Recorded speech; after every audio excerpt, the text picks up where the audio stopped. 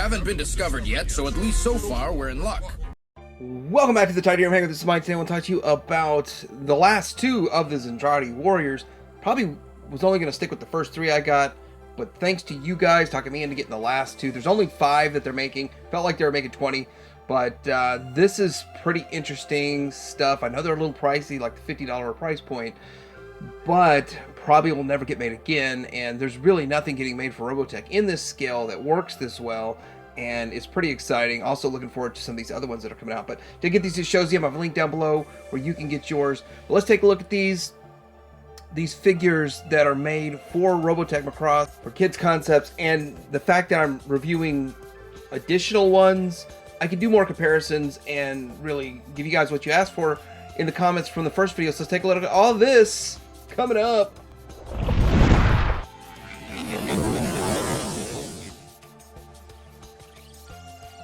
Here's the box, the packaging, and I'm keeping them separated on purpose so that I can know what's what went with what. But it looks like these are exactly the same. Like all the boxes are the same.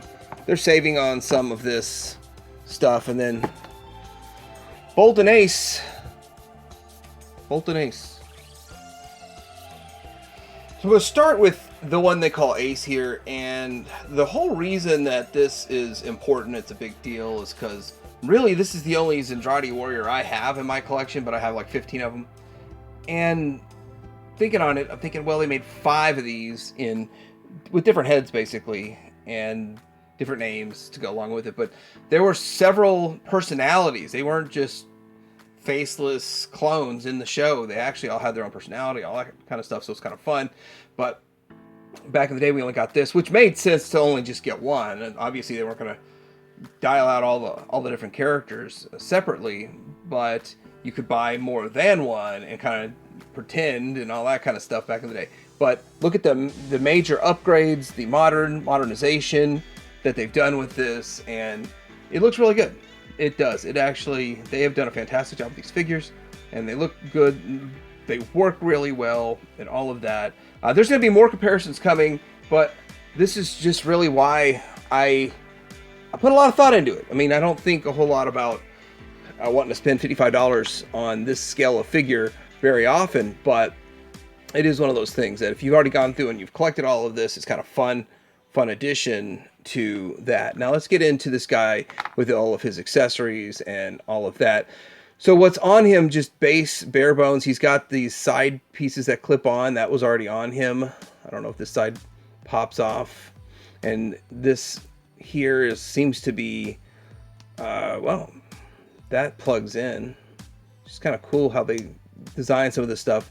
And this looks like a glued on overlay, I believe, or maybe, I don't think it's part of the molding, but yeah, he does look really good.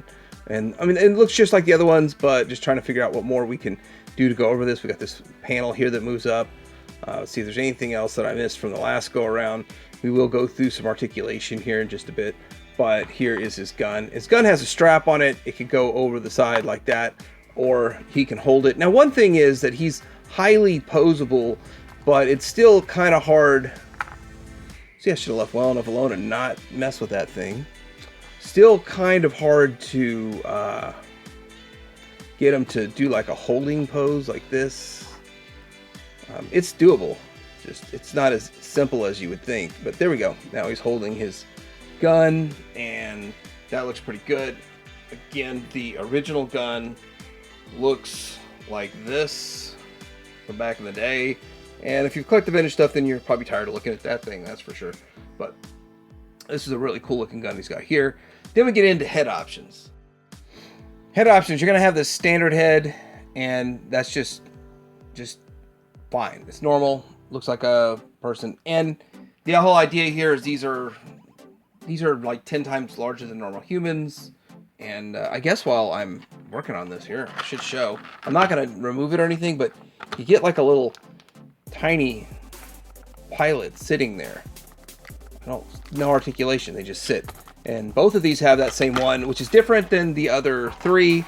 So the similarities in production and why they're produced that way. But then you get this helmeted head, and you can plug in one of 2 different faces.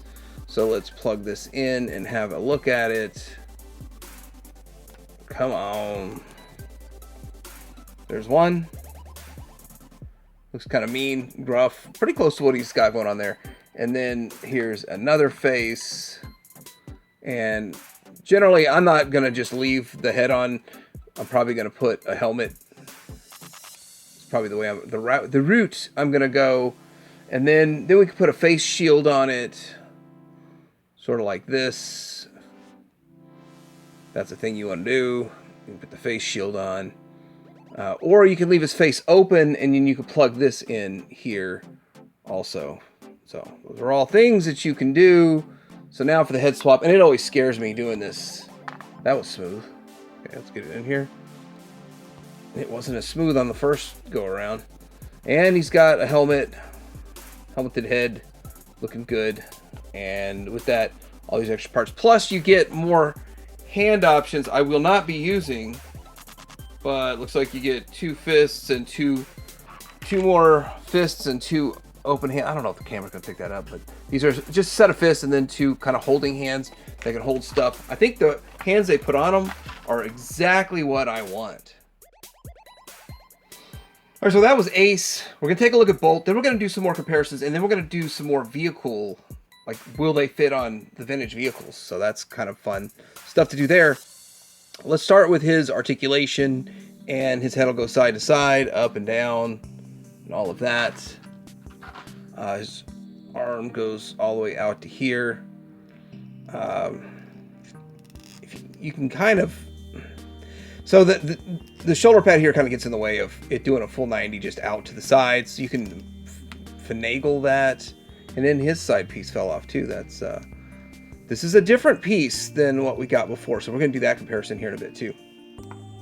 So you've got just the 90 right here. The hand looks like it has in and out on it. It's not moving much for mine, but it appears to have the in and out on it. And of course 360 right here. You have torso movement both up top and the waist and the midsection there. I'll just worry about putting that back on later. Of course you do have this flap here, and this belt is completely separate, and I believe that's completely separate also. He can go out almost to the 90 there, and then to the back. Yeah, so pretty good articulation. You might have to move the belt up a bit to get like some extreme poses. You've got double jointed knees, and I don't want to stress it too much how far it's going to go. It looks like the bottom joint's not moving for me at all. Like you can see it's there, but it doesn't seem to be moving for me. I don't want to break it, and I'm not going to need that dynamic of a pose. Some of you might. Then he's got his toes moving and his feet. I will say my surface is not perfectly flat, so things tend to lean back, especially since I put such heavy combiner transformers on it that it's kind of taken some serious weight lately. And golly, put that back on. Anyway, there's the articulation for this guy. And he has all the same head options as before, so the only thing different would be how his face is looking. I forgot to show the skeleton face. I forgot why that's significant, but you get all the hands and the visor and all that good stuff. But I'm just going to leave his standard head on just so I have a variety. I don't want them all exactly the same. I could set them all up to look exactly like this, which is what my original intention was, but now I kind of like having 2 of these are going to have just standard with their standard hair, and then other ones with different variations of how we do the helmet. And so that is kind of fun. It's fun stuff to deal with. All right, here's the 5 together, what's already been made. And as you can see, these are different. So the dark purple thighs versus the lighter purple, these actually match this guy more than the first round of 3. So these last 2, they share the colorations of each other a lot more. And then the side pieces are different. They're white on these. These are red right here. The belt, it's purple versus got some red in the belt. So there's some variation to these. I kind of thought there'd be more variation for each one, kind of like how different these 3 are to these 2. I thought each one would have a little bit more variation, but I'm okay, perfectly okay with it. I actually like the way these look more for some weird reason, even though these are more classic, which I should like the classic look. Again, the classic look, I should like that more. than what they did with these, but I don't know. So maybe I just got used to seeing these for a little while. But the thing is to not make the same exact video twice.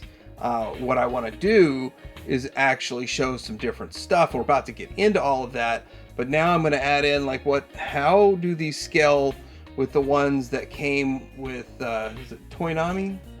Now I gotta look that up. But we just recently had some made.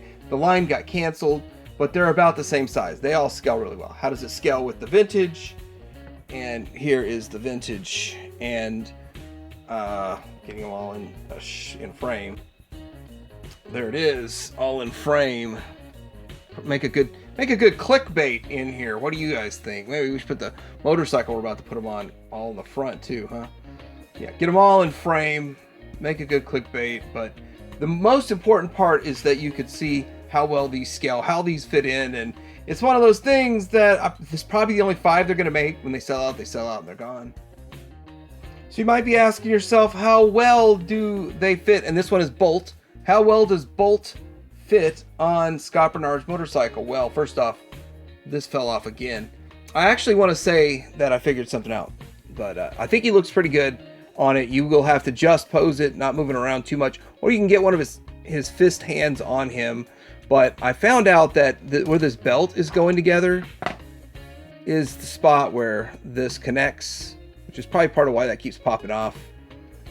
I don't know, I might put a little tiny dab of glue on it just to keep it in place, because I don't like losing these little pieces.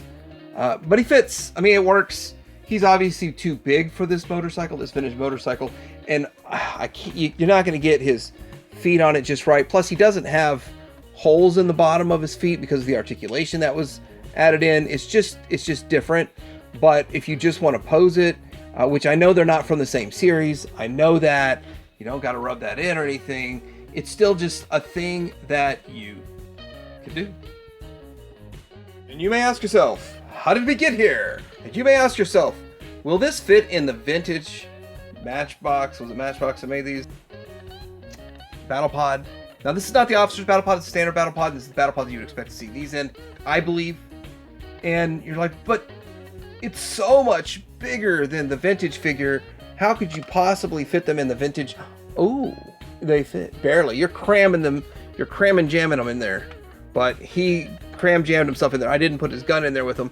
I mean, you could probably work the gun in there somehow and still close it. Anyway, I don't want to risk it too much. We are going to get one of these made for them. Just seeing how are you going to get him in there? It looks okay. He looks okay. His head's a little cockeyed or something. But if you were displaying it with it opened, you could do it a little bit different. He's not completely sitting down in there, and it's because of that giant lower legs he's got going on. But I made him fit, and that's that. That's all that matters in my book. All right, so this is my look at Ace and Bolt, and I really don't have much more to say about them. This is probably going to classify as a short, as a YouTube short, but really no reason to spend too much more time on them. We already covered so much in the first video. This is just kind of like the last 2 to make this team, the squad, complete. And they look really nice. It's a nice looking squad. I like that there's color breakup between them, even though they're the same mold. They're just colored breakup, different faces, some slightly different stuff. And now you get to see the difference between not just the vintage Zendrati, but you got a Roy Fokker over here. But I did get these at Shozy Storm. I have a link down below where you can get yours, or maybe it's Gundam, but I will have the link to where I got these. Let me know what you guys think in the comments below. Like and subscribe. Robotech! Macross. Maker out.